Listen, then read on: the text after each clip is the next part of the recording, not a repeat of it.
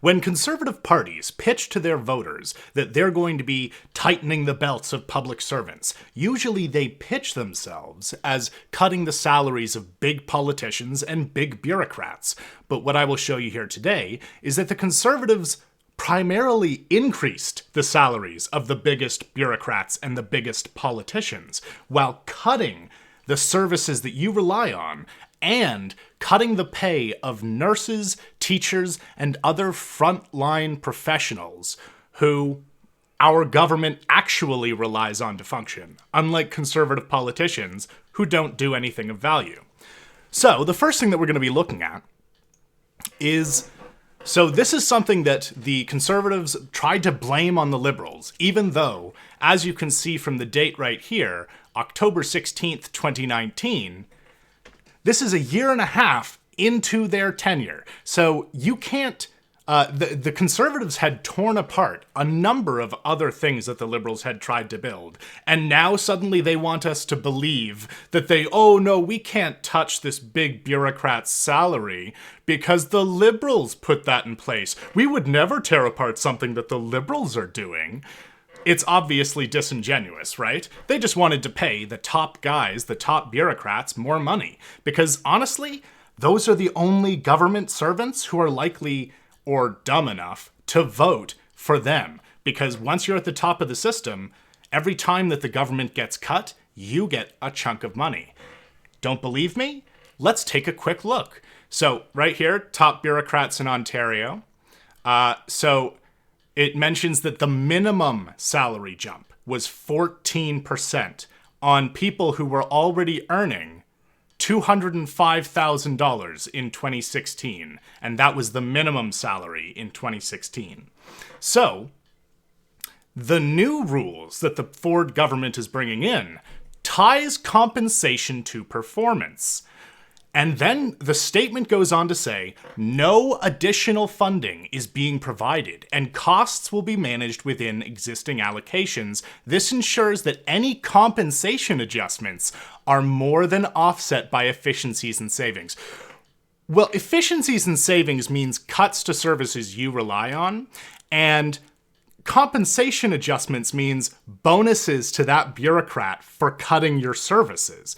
So what they're literally saying is the more that bureaucrat cuts your services, the more that we are going to give that person even more money on top of an additional 14% raise. So if you ever thought that they were planning to spend your money on anything useful, they're not planning to. They're going to spend it on the rich. That seems to be the only people that this government serves. The next thing, Ford wanted to find, quote unquote, $6 billion worth of efficiencies. First of all, not even possible. There aren't $6 billion worth of efficiencies to find, partially because the liberals had already gotten rid of a lot of them, using a number of different studies that they did to try to find government waste and get rid of it. So by the time Ford gets into office, claiming that there's going to be $6 billion worth of inefficiencies to cut, there are practically no inefficiencies left to cut because the liberals went after them all. And so one of the biggest issues is literally, this is the National Post, a conservative newspaper, an incredibly biased newspaper owned by the Murdoch press, literally the same people that own Fox News, and even they are pointing out, is that even possible? Because it's not. It's not possible to find this much money without cutting jobs. And of course, they did end up cutting jobs and pay for our most important workers while jacking their own pay up. Let's see. But the next thing that you should know is that Doug Ford also raised the salaries of almost every single member of his caucus in an incredibly sneaky way that the media didn't properly explain to people, as essentially getting a gigantic pay rise just to his party, whereas normally when you increase MP pay, it goes to all parties. They specifically did it in a way that would bloat the government and only give the money to their party because they don't care about taxpayer money.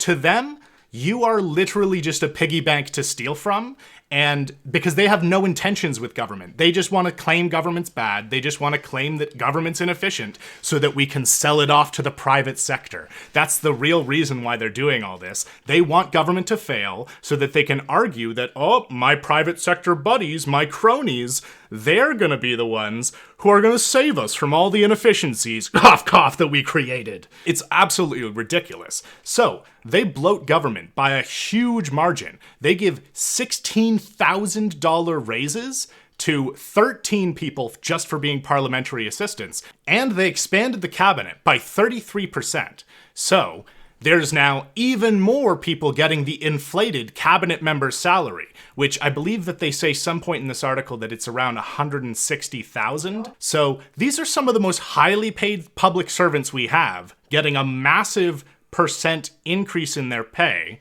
It amounts to a 14% raise, as is said right here, while the Ford government is firing education and healthcare workers.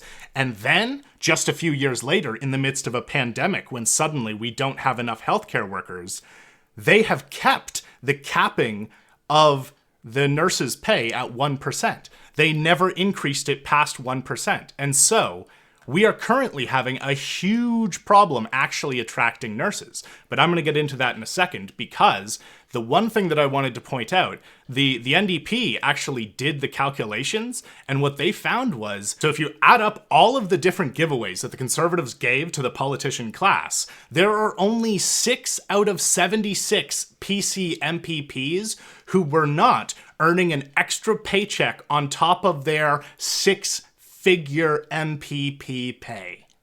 That's insane. That's an insane amount. So they're not protecting you from incredibly highly paid people. They're protecting you from the nurse down the street getting paid a decent wage so that she doesn't burn out because there's not enough people working her shift. So this is an article that I'm going to link below. I'm not going to go into a whole bunch of detail about it, but basically, experts all agree that Canada is heading for a nursing shortage beyond anything we've ever experienced. In this article, nurses cite Bill 124, the bill that caps their pay, as well as incredible levels of burnout and overwork and understaffing as the primary reasons why they are leaving their profession, why they are not coming back, and why they are going to other countries that are willing to pay more for the competitive job that is nurses. Canadian nurses are trained in such a way that they can almost go anywhere in the world and they will be given accreditation. And so ultimately, it's not one of those things that you can play chicken with in an attempt to drive down the wages of an incredibly essential worker while you're jacking up the wages of politicians. It's absolutely insane. The fact is that a 1% pay raise each year is a pay cut for most people. And nurses are not insanely well paid that they can afford to be taking a pay cut every year. And the fact that the Ford government refused to end this pay cut after the pandemic began in 2020, and then again in 2021, and then again in 2022. They clearly do not care about whether or not our healthcare system is properly staffed. And I suspect that the reason why this is because if there are fewer nurses, ultimately, they just can't run hospitals at full capacity, which means that in the short term, the Conservatives save a little bit of money on paper and will look like they're not as insanely bad at spending and saving money as they actually are. They're so busy giving money to top bureaucrats and politicians that they literally have nothing left to give to nurses, even though we need nurses more than we need these other groups. So ultimately, we need to vote for parties that aren't going to cut our government. We're talking about the NDP, we're talking about the Liberals, and we're talking about the Greens. And I'm not even just saying like they're going to just randomly expand government. They have plans to expand government in a smart way. Seemingly, I would say that the NDP and the Greens have the best plans available, but if you live in one of the 17 ridings where the Liberals actually have a chance, I would definitely look into your riding and consider the Liberals if you live in one of the 17 ridings where they actually matter. I hope you have an excellent rest of the day, and demand better, Ontario.